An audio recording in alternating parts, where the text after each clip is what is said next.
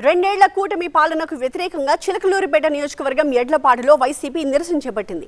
మాజీ మంత్రి విడుదల రజనీ ఆధ్వర్యంలో నిర్వహించిన వెన్నుపోటుకు రెండేళ్లు కార్యక్రమంలో కూటమి ఎన్నికల హామీల ప్రతులను దగ్ధం చేశారు. రెండేళ్లైనా చంద్రబాబు ఎన్నికల్లో ఇచ్చిన హామీలు నెరవేర్చలేదని, సూపర్ 6 పేరుతో మోసం చేసిన ప్రభుత్వానికి ప్రజలు బుద్ధి చెప్తారని విడుదల రజనీ అన్నారు. ఎక్కువ స్కీమ్స్ ఇస్తామని చెప్పి ప్రజలకు ఆశ చూపించారు. సూపర్ 6 అనే మేనిఫెస్టోలో అనేక అంశాలని అందులో పొందుపరిచి మరి ఈ రోజున రెండేళ్ళు అయింది, సూపర్ 6 లేదు, ఏమీ లేదు. అందులో ఇచ్చినటువంటి ఆడబిడ్డ నిధని చెప్పి అన్నారు, మహిళల్ని మోసం చేస్తున్నారు.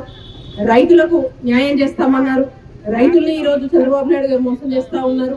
రాష్ట్ర ప్రజల్ని మోసం చేస్తున్నారు. బీసీ, ఎస్టీ, ఎస్సీ మైనారిటీలకు 50,000 నిడితే పెన్షన్ 4,000 ఇస్తామన్నారు, అది లేదు. 3 గ్యాస్ సిలిండర్లు ఇస్తామన్నారు, అది లేదు.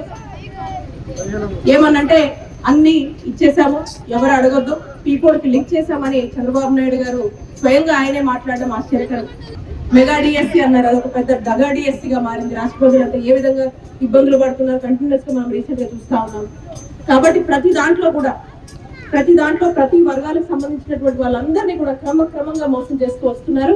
కాబట్టి చంద్రబాబు నాయుడు గారు చేస్తున్నటువంటి మోసాలను ఎడగడుతూ వైఎస్ఆర్ కాంగ్రెస్ పార్టీ ప్రతి క్షణం కూడా అనేక ఇష్యూస్ మీద ప్రజల కోసం పోరాడుతూనే ఉంది.